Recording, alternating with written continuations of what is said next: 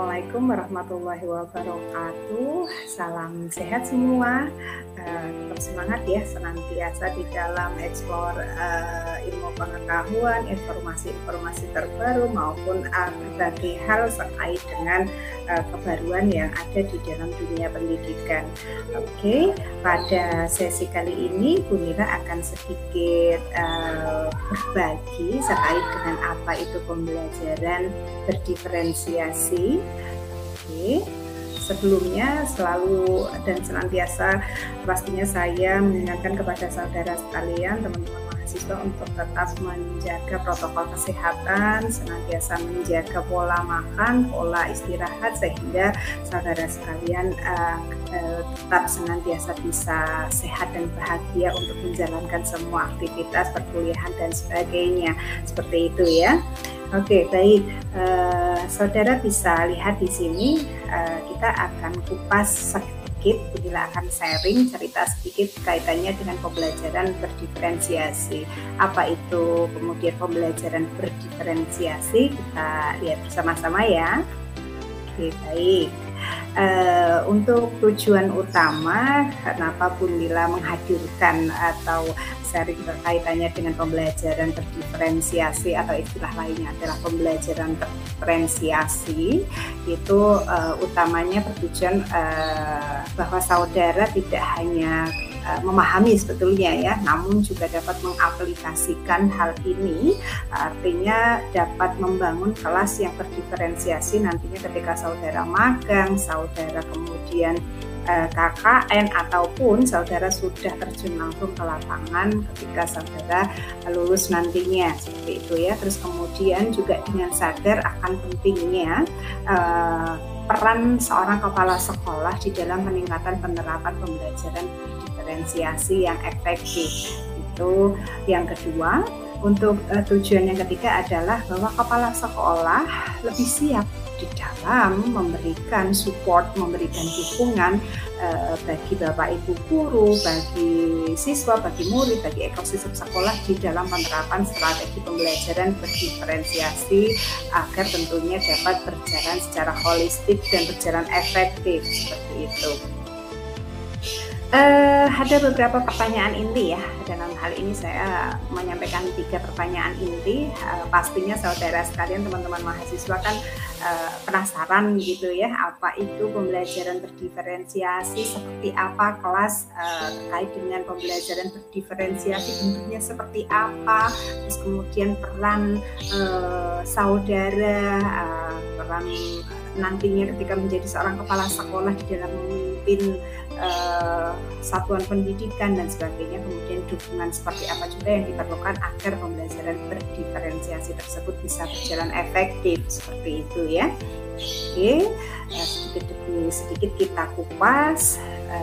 Yang pertama kaitannya dengan tentunya definisi apa itu pembelajaran berdiferensiasi atau diferensiasi sendiri, begitu ya, bahwa diferensiasi itu adalah satu atau suatu pendekatan sistematis di dalam merancang kurikulum dan instruksi pembelajaran bagi siswa yang beragam kemampuannya. Jadi karakteristiknya kan heterogen seperti itu ya, berbagai macam tipikal gaya belajar, berbagai macam latar belakang, kondisi ekonomi, sosial, budaya dan sebagainya. Kemudian juga minat potensinya juga beragam, tidak akan sama antara satu siswa, satu murid dengan yang lainnya. Pun juga terkait dengan kebutuhan belajarnya maupun pendampingan sumber belajar dan sebagainya. Nah, ini yang kemudian nantinya menjadi tugas kita, peran kita seorang guru, seorang calon guru, seorang kepala sekolah, calon kepala sekolah untuk mengkondisikan pembelajaran berdiferensiasi. Nah, kemudian untuk kerangka kerja dari pembelajaran berdiferensiasi itu ada 2 kerangka kerja yang paling atau sangat populer ya, sangat populer. Yang pertama adalah kerangka kerja menurut Tomlinson, kemudian yang kedua adalah menurut George atau .D gitu ya. Ini dari Arendt 2010 saya kutip.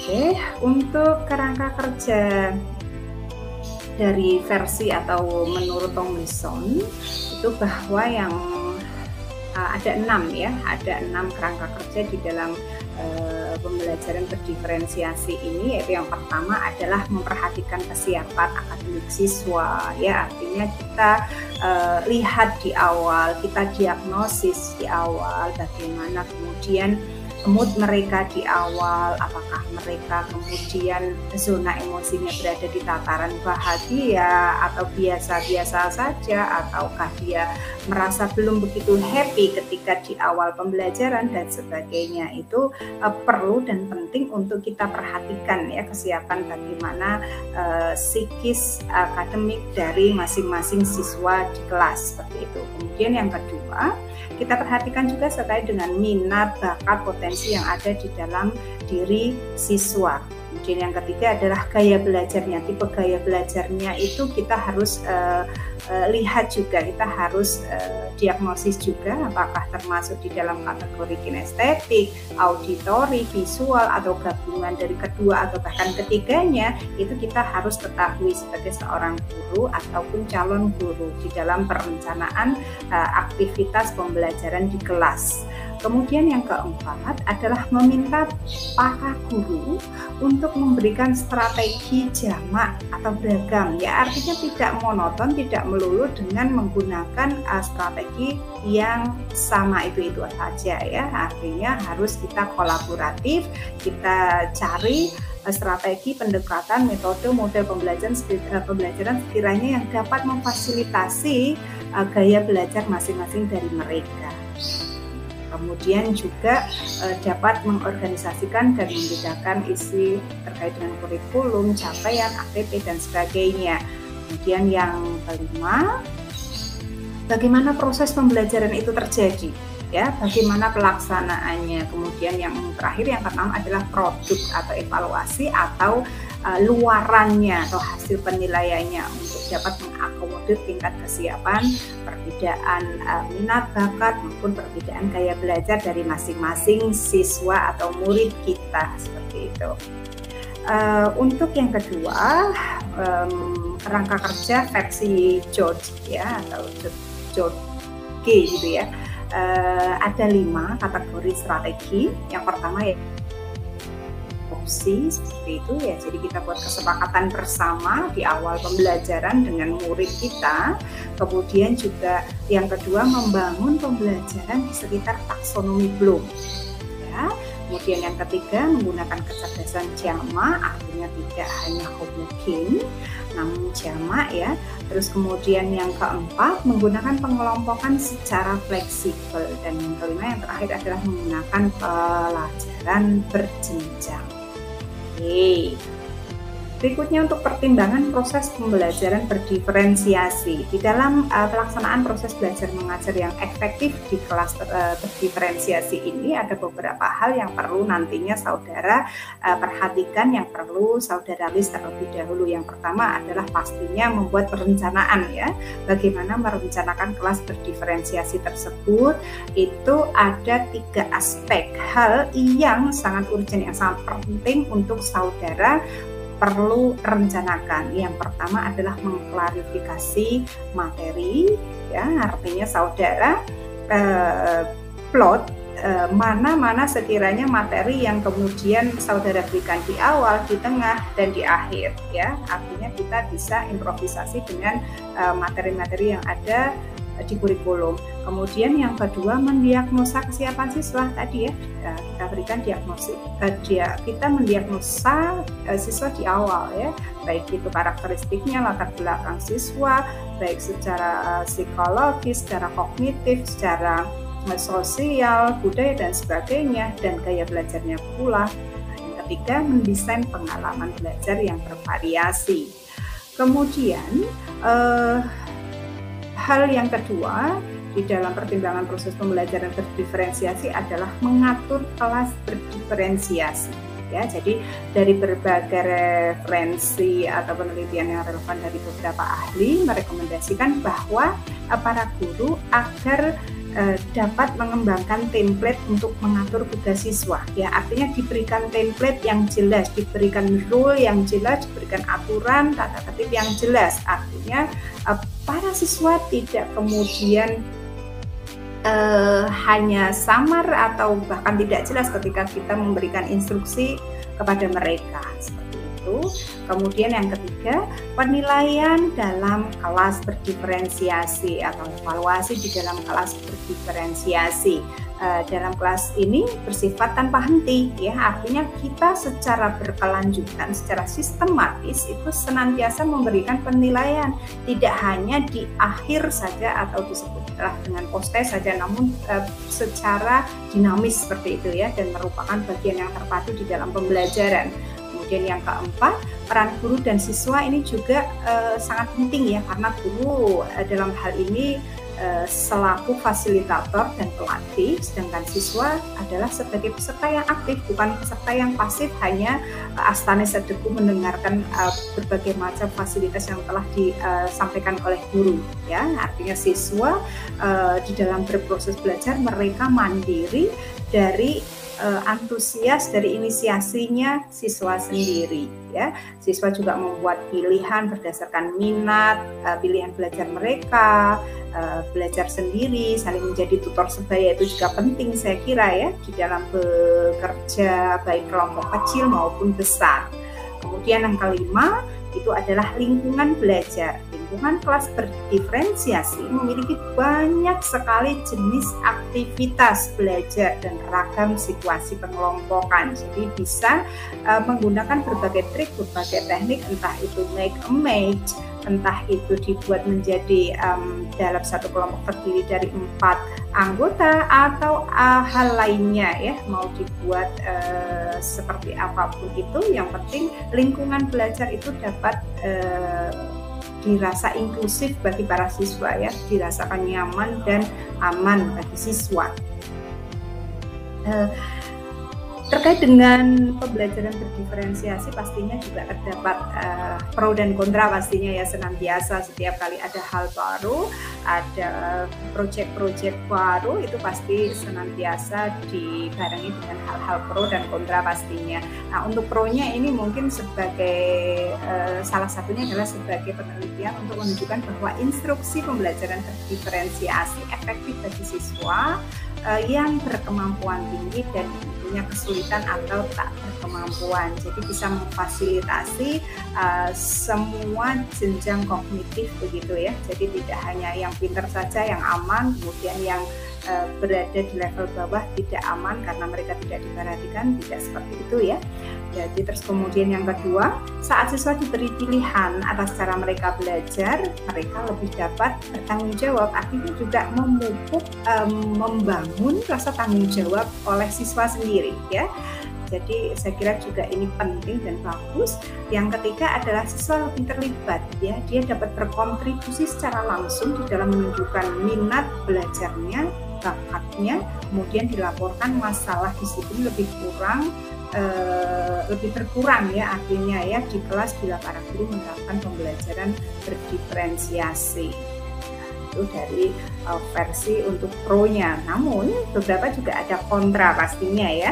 Jadi yang pertama untuk yang kontra itu instruksi berdiferensiasi memang terkadang membutuhkan waktu dan persiapan lebih lama oleh para guru, dan biasanya para guru juga berjuang ini mencari waktu luang di sela-sela jadwal padatnya seperti itu. Kemudian juga yang kedua ada lonjakan tajam dalam kurva pembelajaran, artinya karena ini berbeda, karena ini baru, pastinya ada lonjakan itu, ya, kurva, artinya kenaikan kurva, sehingga ya pasti ada apa, ya, ketika ada perubahan hal baru itu kan pastinya ada lonjakan kurva begitu, ya, di dalam proses pembelajarannya. Kemudian yang ketiga, beberapa sekolah kurang memiliki sumber daya sarana prasarana yang memadai dalam pengembangan profesionalisme dalam mendukung pembelajaran berdiferensiasi. Kemudian yang keempat, masih kurangnya penelitian di dalam mendukung keuntungan dari pembelajaran berdiferensiasi yang membutuhkan persiapan lebih tentunya, gitu, ya. Kemudian ada tantangan juga, terdapat 3 tantangan di sini yang senantiasa dihadapi oleh guru ketika mereka berjuang di dalam mewujudkan kelas berdiferensiasi. Yang pertama, menjembatani dilema diferensiasi ya, dengan standarisasi tentunya. Kemudian yang kedua, mengatur waktu. Pasti manajemen waktu itu luar biasa penting, karena jikalau Bapak Ibu guru nantinya kemudian mendapatkan schedule jadwal yang sangat padat merayap sampai dengan 30 jam, itu ya memang perlu manajemen waktu yang luar biasa baik gitu ya. Yang ketiga, mengakses sumber-sumber yang bervariasi, tentunya mencari referensi literatur yang memadai untuk dapat mengupgrading ya kompetensi dari masing-masing Bapak Ibu guru seperti itu. Tidak hanya kemudian fix mindset, tidak mau berkembang seperti itu. Kemudian untuk premis dasar dari instruksi diferensiasi atau istilahnya adalah DI di sini, bahwa manusia itu berbeda pasti ya. Setiap manusia, bahkan anak kembar sekalipun itu pastinya dilahirkan dengan fitrahnya masing-masing, tidak sama persis pasti. Oke. Nah, untuk profil belajar ini, pembelajaran lebih efektif ya tentunya ya. Kemudian untuk di fase minatnya juga menarik perhatian, saya kira untuk yang kesiapannya juga ada peningkatan dan pencapaian yang jauh lebih baik ya.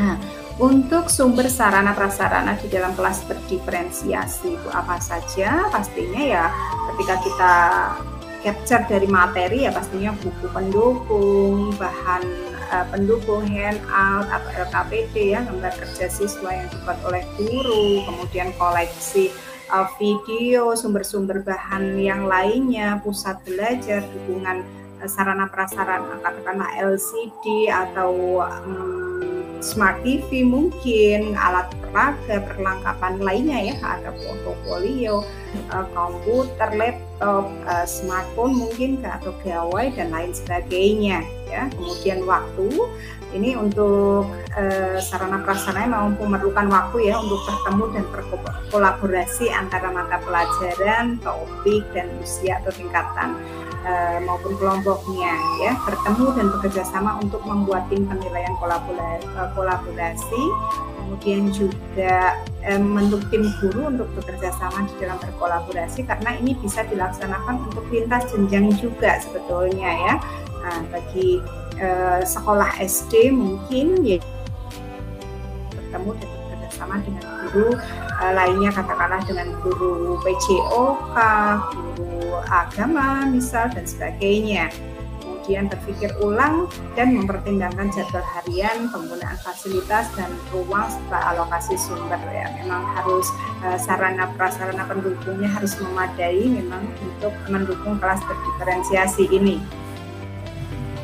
Ya, untuk pengaturan dari kelas berdiferensiasi ini juga yang pertama adalah mengatur, utamanya adalah pengaturan kelas berdiferensiasi tersebut ya. Terus kemudian strategi pengelolaannya agar nanti dapat berjalan dengan efektif. Nah, bagaimana dukungannya ya? Ini nanti kalau untuk memberikan dukungan ada beberapa tips strategi yang efektif di dalam penerapan pembelajaran berdiferensiasi ya, menjalin kerjasama juga, teamwork yang baik di dalam mendukung perkembangan profesionalisme guru ya, upgrading kompetensi guru, pengembangan keahlian guru atau pengembangan kompetensi berkelanjutannya melalui pembelajaran berdiferensiasi ya, banyak mencari sumber-sumber referensi atau literatur yang lain yang sekiranya relevan seperti itu. Tidak hanya satu metode dalam instruksi pembelajaran berdiferensiasi nantinya ya, jadi beberapa metode bisa nanti kemudian saudara laksanakan, seperti halnya yang terlihat di layar ini ada learning pyramid ya. Saya kira juga ini pernah Bu Nila juga sampaikan di dalam perkuliahan PPM ya, perencanaan pembelajaran matematika. Tidak hanya lecture, reading, audio visual, demonstration, discussion, practice doing. Nah, ini yang paling besar persentasenya ketika kita melihat